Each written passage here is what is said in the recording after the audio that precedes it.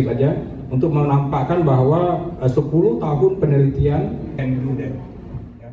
Sekitar 7 delegasi asal Malaysia dan Singapura diboyong ke Aceh oleh Komite Peralihan Aceh atau KPA Lua Nanggro. Setelah melakukan penjajakan dan beberapa kali pertemuan di Malaysia dan Singapura, para investor tersebut tertarik dengan beberapa peluang investasi yang bisa dilakukan di Aceh, salah satunya di sektor energi biokarbon.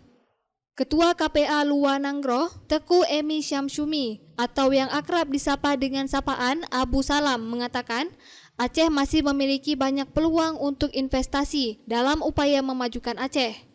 Dalam hal ini, Abu Salam juga terus mendorong agar Ketua KPA Pusat Muzakir Manaf dan jajaran agar terlibat aktif. Pihaknya juga menegaskan bahwa KPA Lua Nanggro juga akan terus mengawal jika para delegasi tersebut melakukan investasi mereka di Aceh.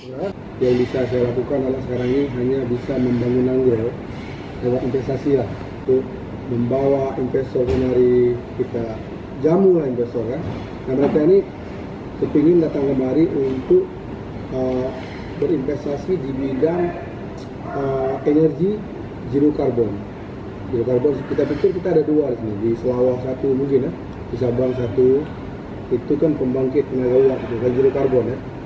Kita ajak mualim mungkin underground sekarang dengan kami ini. Mungkin pemerintah hari ini yang menyampaikan ke mereka apa-apa yang ada potensi di Aceh itu sudah pemerintah. Tugas kami membawa pemerintah menjelaskan masalah sama siapa nanti akan bekerja itu pilihan nanti lah kan. KPA tugas menyelesaikan, bawa kemari harus jadi.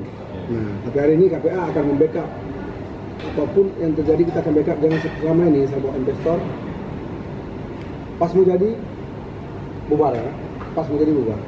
Ini masalah yang lagi kita cari, kita pecahkan bersama. Di mana dulu permasalahan ini, pas menjadi itu bubar. Nah, kami sekarang akan mengawal harus jadi. Kalau jadi ini bukan untuk kami, Bang. Untuk masyarakat Aceh. Nggak mungkin kami kerja sendiri. Ya. Hadir dalam kesempatan tersebut, Ketua dan Pengurus KPA Pusat.